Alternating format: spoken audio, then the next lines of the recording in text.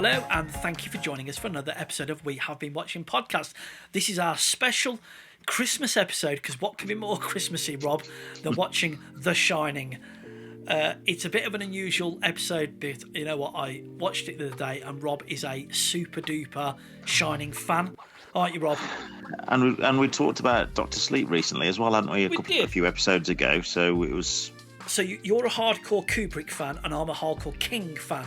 So between us, we thought it's. I know you can talk about The Shining anytime, and I'm slowly educating my son in some classic horror. And we said, right, we'll watch The Shining, and we did. So, Rob, was that the first time he'd seen it? Then? It is. So okay, he's watched him in wrong order. So he's watched Dr. Sleep first, then The Shining. But we'll get into that, Rob. But before we do that, didn't you have a comment? We've got a new review, haven't we, Rob? We have the one first one we know about. Is it only Apple you can get reviews? I guess it is. It's agonised unless people just want to send us an email in. It says the title is "Great Show, 5 stars." Yes. And the comment is, "Love the show, guys. Keep up the great work." And that's exactly what we're going to do for you, Pooh's mate. And what really pleases me with Pooh's mate, as a teacher, how they use the possessive apostrophe correctly. Fantastic. Yeah. So well done, Pooh's mate. Well, that's it. My green pen would tick that if I could on my phone somehow. I would tick that as good use of punctuation. Fantastic. Well, while we're shouting... I'm not being sarcastic or facetious there. I genuinely, as a teacher, I just think, yes. I see it so many times, I've been in traffic and I've seen something on the back of a van that's incorrectly punctuated, and I think, shame. What? I wish my wife's as dirty as this van, or something like that. It's not. Rob, while we're giving shout-outs, I want to give a shout-out to our new listener, Paul, a.k.a. Fred. Hello, mate, if you listen. Paul, a.k.a. Fred. So his real name's Paul, but I went to school with him back in the dark ages when we had slate and chalk. And he started listening to us, and he's been chatting with me quite a lot via WhatsApp. He's got lots to say. I'm afraid he's been with us on the Doctor Who, not loving it. He liked the Green Knight, actually, Rob. I've asked him to write a little bit of. I've asked him to write a little more on that. But Paul, good to meet you, mate. Not good to meet you. Good to hear you. Thanks for chats to me most weeks about the show. So that's great. So it's good to know people are coming on. Rob, excellent. Before we get on to The Shining, do you want to quickly chat about a trailer I've put in the show notes? Let's have a quick trailer time.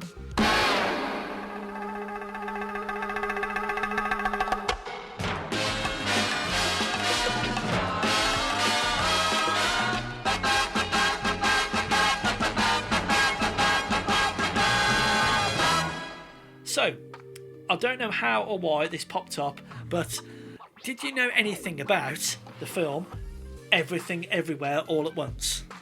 I do now. So do I. So if you haven't seen this trailer, this for me came out of nowhere. I didn't know anything about it. It just popped up. I may have mentioned before, I'm a Michelle Yeoh fan. I think she's fabulous. And in effect, it's this regular, possibly sort of, working class lady. She goes to is she at the bank or something, Rob? And she sees who's the lady, Rob?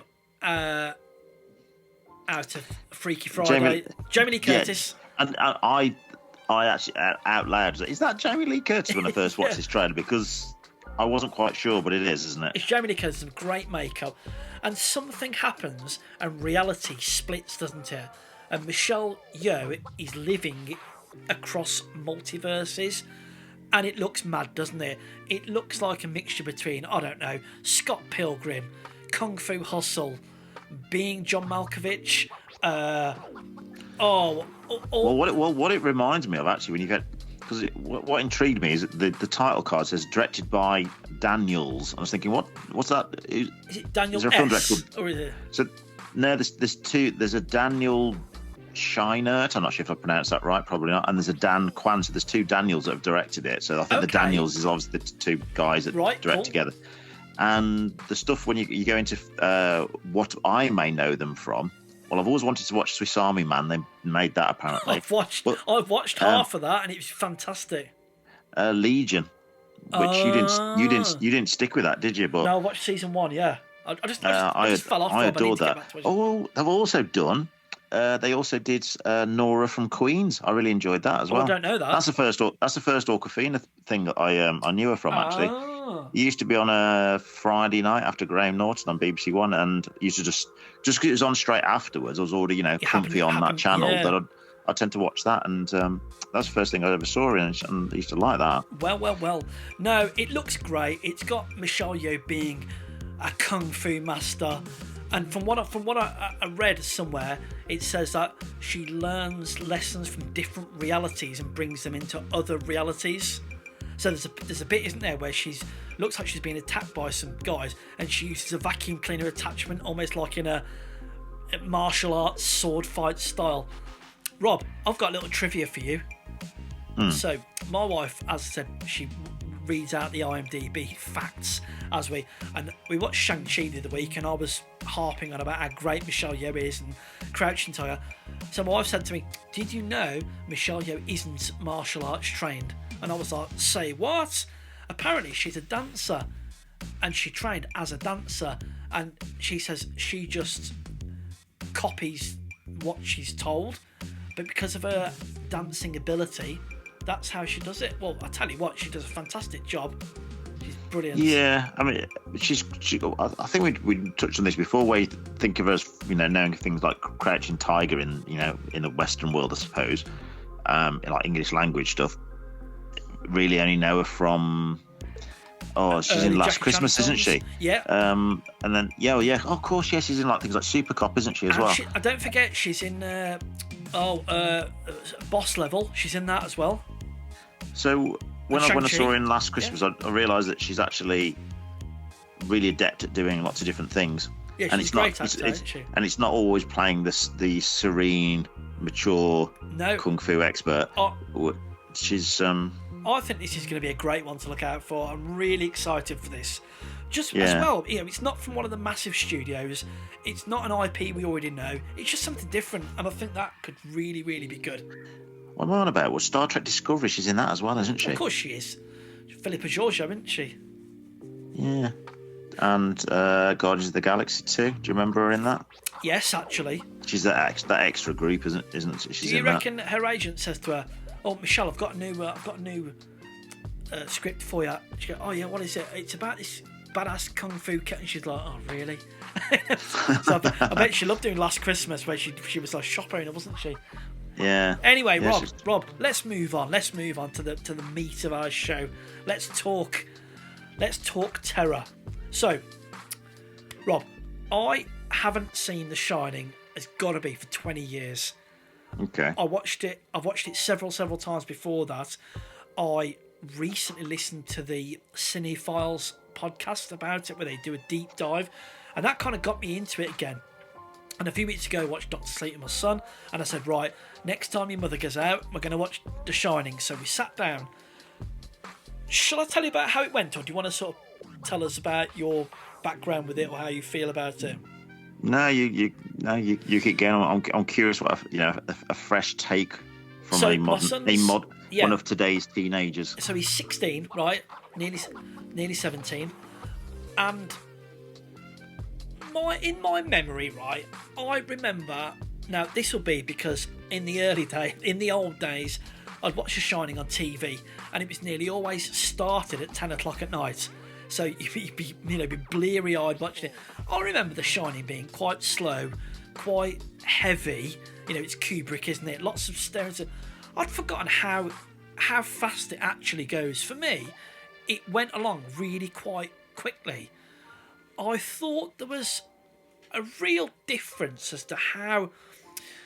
I'm not going to describe this very well. Whether it was the simple fonts used on the title cards, whether it was, in films nowadays, and they're speaking dialogue. In this, now, whether it's just because it was the 70s or whatever, you can almost hear a little bit of background noise or a little bit of echoing or something. I don't know if that's just a filming style from those days. So the film started, and we're watching it, and then I saw my son sort of twitching in his seat, and I was like, "Are you okay?" And I thought, he's getting bored now, isn't it? And he was like, oh, no. No, it's okay. And I thought... And I'm so scared I've shat myself. Is that what he said? Well, do you know what, actually? Nearly. He was surprisingly sitting up in his seat. And look, I'm a super duper film nerd geek, so these things I expect myself to... But even things like, he said, I like that bit. And I said, what's that? He said, the way as the film starts, it's... What is it? It's something like September, then it goes through a month, but then it goes through a couple of days, then it goes through a couple of hours. Do you know what I mean, Bob? Yeah, the title cards change the unit of measure or whatever you call it. Yeah, we did have a few Now the problem we've got is that his opinion will already be soured by things like Ready Player One, when the kid was cycling on his little bike. Oh, it's been spoofed and stuff, hasn't it? I suppose, my son, he was like, oh, the girls going around the corner, aren't they? The girls going to be a corner. And I'm like, just watch it. These sort of things. And he even showed me a couple of TikToks. He showed me a Simpsons bit as we were watching it, where Homer's saying, "Give me the bat, Marge. Give me the bat." So that's kind of ruined it. But do you know what? We watched it, and he had a few comments along the way, and he was like, "Are the ghosts really there? Or is he imagining it?" And I said, well, there you go. I said, that's the $1 million question. And he was like, well, who's pouring him a drink? And I said, well, again, I said, it's all subjective, isn't it? You don't know. Although I have heard discussion about the fact of how did he get out the freezer. I've heard that.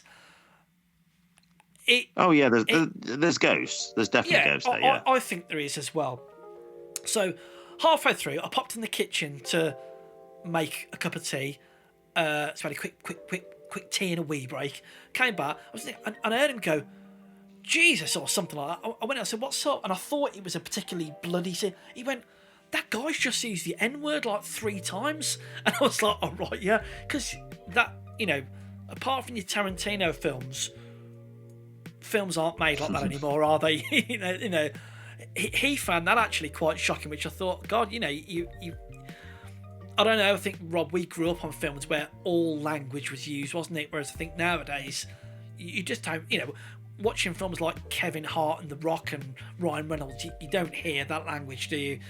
It was a resounding success, actually, Rob.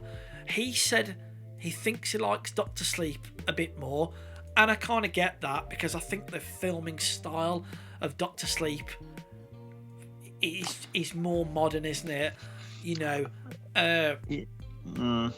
For me, and I know we've mentioned this before, there's just something about these 70s, late 60s to early 80s films, whether it's the filming style, whether it's the clothes, I don't know what it is. It unsettles me. We've mentioned before, like The Exorcist. It's long takes and stuff like. I don't know if you've ever seen the Gene Hackman film, The Conversation, when he overhears someone, he's doing some audio equipment, and he thinks he's come across a potential murder, and he starts getting paranoid, and it takes its time. Yeah. Godfather and Deer Hunter, I mean, nothing happens in those for about the first 20 minutes, 30 minutes. Yeah. Deer Hunter takes ages to get going. Well, he's not a big fan of Shelley Duvall, I've got to say that. He was like, yeah, why does she look so weird? I went, well, he said, look at her eyes, big teeth, and I said, well. And what I found myself doing as well was I was spitting some factoids at him. I was like, I hear, and whether this is correct or not, apparently Kubrick was really quite horrible to Shelley Duvall, wasn't he? And yeah, that's what she's saying. Yeah, and wasn't Jack Nicholson instructed to be horrible to her as the filming went on as well?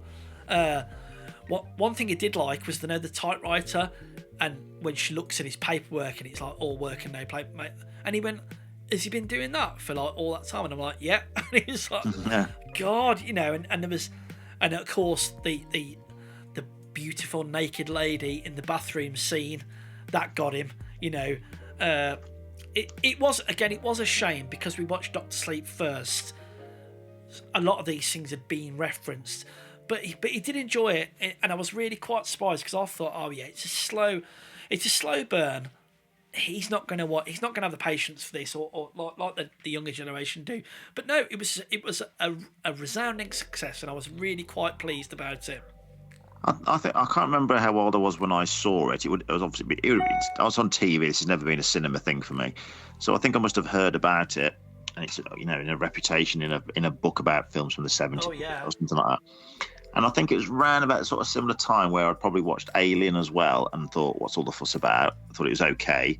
I remember seeing The Shining, and because it had been hyped up as being this best horror film of all time, I think I was expecting to be, absolutely terrified. And I probably watched it with the lights on the TV during the day, and I thought I didn't think much either way of it. I just thought that was maybe because I've not really seen anything like that I just wasn't quite sure what I thought of it. And then in rewatching films, years later, so I don't know how old I was when I've seen it, maybe 15 or something like 16, I'm not sure, and didn't think much of it, so I just put Mad Max 2 on again, probably because it had a little bit more going on in that, and then sort of revisiting it and just enjoying it more and more to this sort of peak level now of absolutely adoring it, and quite happily just watch it again and again and again, because it just becomes one of those things when you truly love something, really, you do have to take a step back to think about it critically, because can I be an art critic ponce here, Rob? Okay. For me, so I think I mentioned this before. During last year's lockdown, we tried to get a bit of culture under our skin. I reread 1984. Now, I must have read this at school, and I really didn't remember anything about it. And I read it, and it absolutely got under my skin, and I could not stop thinking about it. We watched The Shining the other day, and I was like, really enjoyed it. Find it still creepy. No, it's not the scariest thing I've ever seen in my life, but interestingly, I still found myself thinking about it a little while after, and just thinking about this and that. There's no one like Jack Nicholson, is there? He's so Jack Nicholson-y. He turned up to 11 there. Yeah, I mean, his performance in it is very close to unbalancing it, really, and particularly in sort of looking at it and modernising. I mean, you mentioned Shelley Duvall. I mean, you look at it with a modern perspective, Shelley Duvall's character is so two-dimensional in it. Oh, yes. She does sort of like... Yeah, I totally get that, yeah. I mean, even when this came out, was it 84 or something? Yeah. I mean, it must have been a bit jarring even then, because it's sort of... Yeah, I mean, you can argue what it's trying to do. It's just the woman in peril and the monster chasing around the haunted castle or haunted house. Yeah. So it's just that sort of cliche. That's what he's playing with, and for her to be all resilient and look after herself would kind of end the story. So I suppose it has to be like that. Jack Nicholson's always watchable. Obviously, he's like mega wattage star power. So his sort of little mannerisms. Supposedly the story goes with his multiple takes and things like that Kubrick was doing. That with Jack Nicholson, he said, I'm not trying to get to realism. He's not interested in realism. He's just trying to get a take that's interesting. It's just got to be interesting. That's what he was after. I'm not sure whether. Can I tell you something that I'm sure you already know? Did you know this? And I didn't know this till I listened to the Cinephiles episode a few weeks ago. The bartender, is it, what's his name? Is it Kyle? Lyle? I can't remember the guy's name though. What, the character in the film? Yes. Is it Lyle? It's called Earl, isn't it? Do you know who that is? Do you know who the actor is? Yeah, it's that Blade Runner, isn't he? Yeah, it's Tyrell, isn't he, out of Blade Runner? I was like, oh, I didn't know that. I looked up that. Yeah. Lloyd, that's it. I mean, not Earl, Lloyd. Jack Nicholson, it's just...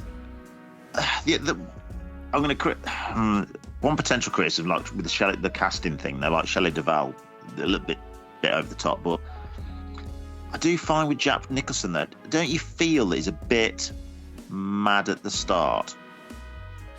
Well, now I have listened to lots of things since watching The Shining, and I've also watched that Room 237, which I'd like to just talk a little bit about in a minute. But isn't the whole point the fact that he's a recovering alcoholic?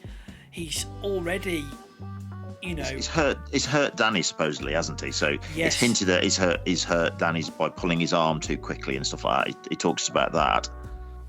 Do you ever... Yeah. He's just a bit too. I think maybe it's perhaps Jack Nicholson can't do a straight performance, but when his eyebrows are going right up, aren't they? Yeah, they're right up when they're sitting in the car, and he's like, "Well, Danny, I have to wait," and he's. I feel like he's gone into that full Joker Jack Nicholson mode too early, a bit too soon. But then I really like the bit when, but then he tones it right down, because I really like the bit when he's having the job interview. And there's that sort of slightly awkward job interview, and they're just sort of sitting opposite each other, and obviously the hotel's all closing down, and there's people walking, and he just seems a bit more normal then. Yeah. But, I watched a really interesting YouTube video the other day about the music in the film, and how certain musical scenes are laid, and they particularly showcased a scene where Jack Nicholson's in his room just staring at the wall, and Danny comes in and he sits him on his knee and they're talking, and about how some of the music fits in, and it was so interesting and really, really good the way that the music was. So tell you what, Rob, I'm just going to dip into this Room 237 as well. Have you watched this film? Do you know of it? Yeah, I gave it a go, and I couldn't take the whole thing. I think it was. Yeah, as an insight to crazy, obsessive, detailed fandom, that could have made a nice little short episode or something. But as a film, I don't think it works. Like within an hour, you're tired of hearing these people over analysing. You just kind of get sick of it, really. Well, for anyone who doesn't know what I'm on about, so Room 237 it's nowadays it'd be a fan podcast, wouldn't it? About and it's people, and I don't know whether they're famous people or not, talking about supposed things going on in Kubrick's mind or themes within The Shining. So doing the artwork for our show notes, I go on Google and look at the thing, and the poster for this Room 238, it was like one of the most insightful films of the years. This will have you scratching your head. And I thought, you're really bigging up the film there, because it really feels like a fan film, doesn't it? There's almost no budget, and it's just voiceovers laid on top of clips from the film. Yeah. Some of these were real stretches of the... I think there's stuff there where, and I think it's because it's Kubrick, and because Kubrick has this reputation for being obsessive about every detail. Yeah. But that's not always the case with everything with Kubrick. I mean, there's stuff. There's a good documentary once about someone going into his archives and all this detail. He like it's like a room, like a big garage full of archive information and details about a Napoleon film which never even got made. Yeah. So yes, he did have these kind of details, but I do feel that Kubrick was on set. Again, he's looking for what's interesting. Yeah. And something happened and it worked and it wasn't planned, then you'd go with it, because this idea of everything being intentional, well, that's not the case. I mean, he worked with Peter Sellers, and if you look at Peter Sellers' performance in Lolita and Doctor Strangelove, I mean, that stuff's not Sadly. Are you familiar planned, with that? Is it? That's the scene with Danny where the carpet is one way, and then when the scene changes, it's another way. Are you familiar with that sort of? Don't know about that bit. So there's a scene, isn't there, where he's playing with his cars and the shape, the pattern on the carpet. Because it's just a continuity error, is that all it is? Yeah, basically. And they're like, oh no, what that's showing us there is actually, if you look at it, it's one way, and then if you look at it the other way, it's actually facing away from Danny. And what that means is it's pointing towards this, and it's doing that, and you're like, really? And then they get into there's a scene where Danny's wearing an Apollo 12 jumper? Yes, the space rocket on it, right. yeah. Now, if you grew up in the 70s, right, anyone listening, I'm sure you know, you used to get knitted jumpers off your grandparents or your parents with anything and everything knitted on it, because knitting was crazy. And it's like, oh yeah, what that's saying there, and in some of the dialogue where Jack is talking to his wife, he's like, oh, I've made a commitment to people that they're saying, what that means is that's Kubrick saying to his own wife in real life, he made a commitment to fake the moon landing footage, and when Danny stands up with the thing on the rocket, that's his FU towards, and I'm like, really? Well, there's stuff in there about the the bit when they're talking in the larder, and talks about the the cans. There's like with the Native American emblems on it, and that's there because it's meant to be a Native American Navajo burial ground, and that the hotel was built on, and it tells you that in the book, and that's why those bits are there. And I'm not sure about. Don't get me wrong. I'm sure you could. I will say Stephen King loves Native American burial sites, doesn't he? So stuff like those kinds of. Part of me just thinks that what actually happened is the set dressers have just got some big brand stuff available at the time and filled up.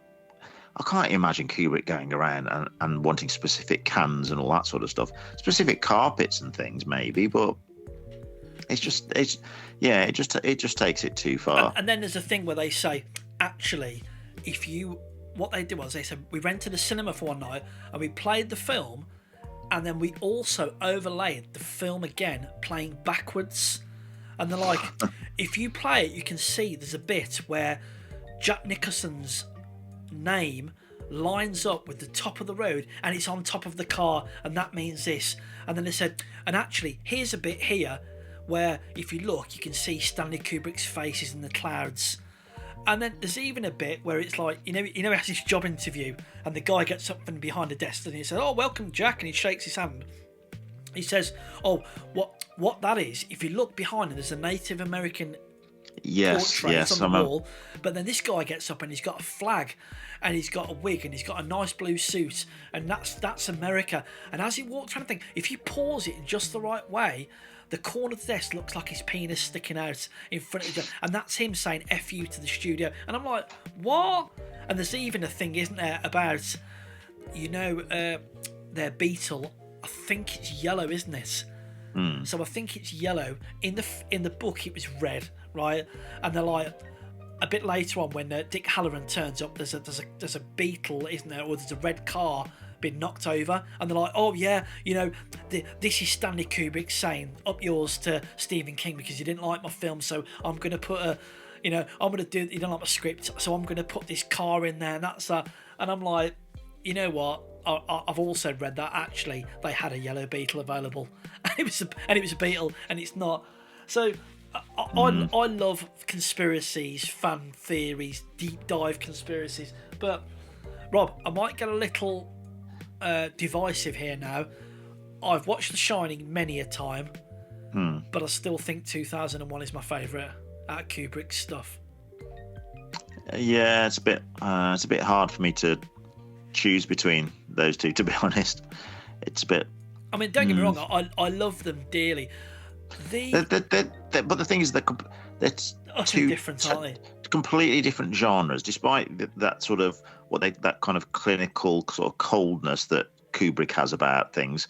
But they're so completely different genres. I really like what interests me, which I was curious what a modern audience would think with Shining, is the monster. Really, I mean, the ghosts look like people, isn't it? So it's the burnt toast. It's like the echo of people that have been there before. Yeah. So rather than it being, an actual monster or something. So obviously he's the monster, I suppose, isn't he? Because he's getting sort of possessed and is going bonkers. Yeah.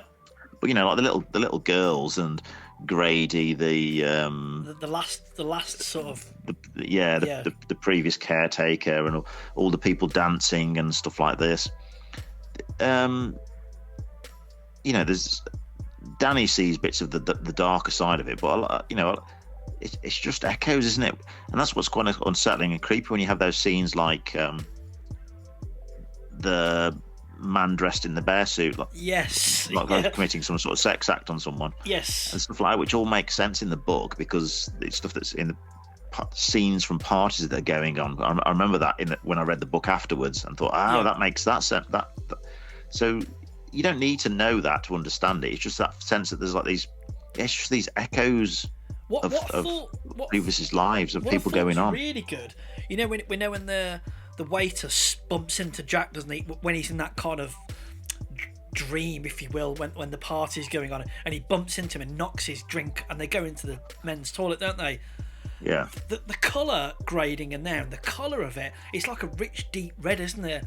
Yes. it just looks amazing. It just looks fantastic. And again, Jack Nicholson's eyebrows are just reaching for the roof there. He's in full eye turning up in his head mode. Well, it's fabulous though.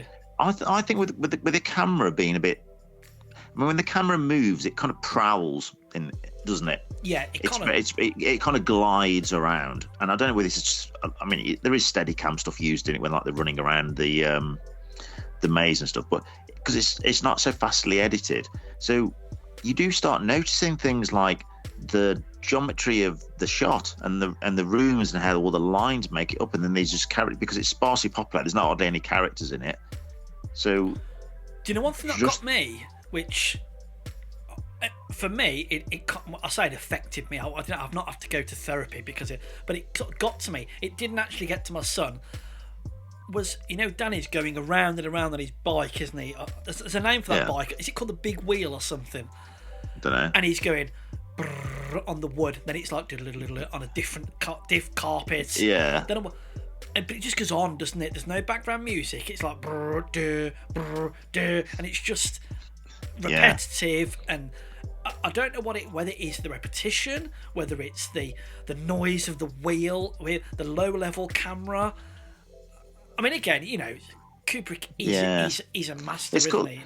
I mean, one of the things I've read about where like the prowling camera, which does make sense as this is intentional, because like where the camera's following the tricycle around, obviously not literally like a ghost is actually running behind it, but there's that sense that you're the voyeur, the ghosts are there observing these people going around their hotel.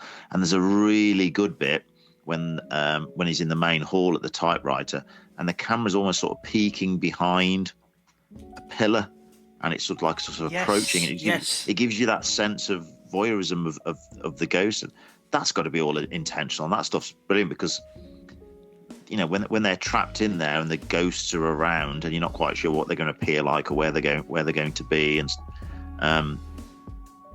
it's just got like a.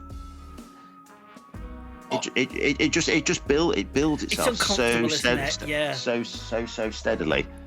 and I just think a modern film would there be pressure to do something a bit flashy, splashier nearer the start? Maybe, I don't know. I don't think you get it. Even Doctor Sleep was a bit more bish bash bosh, set piece. Even the slower scenes, things were happening, whereas. And don't get me wrong, as I said at the start, I did actually feel like The Shining kind of went on, and it kept a better pace than I remembered, actually. Do you wish there was a version that was closer to the book? Because lots of Stephen King's written about his problems with alcohol and addiction, and this is one of those stories, isn't it, for him? It is really, isn't it? Yeah. And I know we don't need like in the book, all the topiaries all coming to life. I mean, the bit with the maze is effective. But do you think that if it had been less of a goody-baddie horror movie, if you'd have actually dug a bit deeper into making a little bit more of a personal drama, that would have been so. No, would it have been a completely different film? I don't know. I bet no one ever puts The Shining and Venom into the same category. But when Venom came out, was it last year, 2 years ago? I remember saying to someone, wouldn't it be really good if Venom itself was all in his mind, or it was it wasn't actually a real thing, it was just in his own psyche. Perhaps if this is more so in The Shining, because yes, we know he gets let out the freezer, he does get things.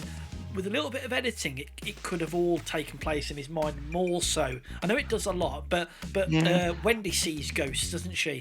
I just think that the idea of Jack being in less of the mad, crazy Jack eyebrows bad guy, whether it would have been a bit more subtle and it would have been more horrifying. This idea for the children, the child and the wife, to see like this is your loved one and Absolutely. He's turned into something. And I suppose that's the idea with the alcohol thing, wasn't it? It was like you're turning into something that's not you, and you're doing things that you wouldn't normally do. Yeah. And that could have been a bit scarier. And I also think that, Shelley Duvall's fight for survival to protect her son. It just, especially because some of the times where she delivers the lines are a bit wailing.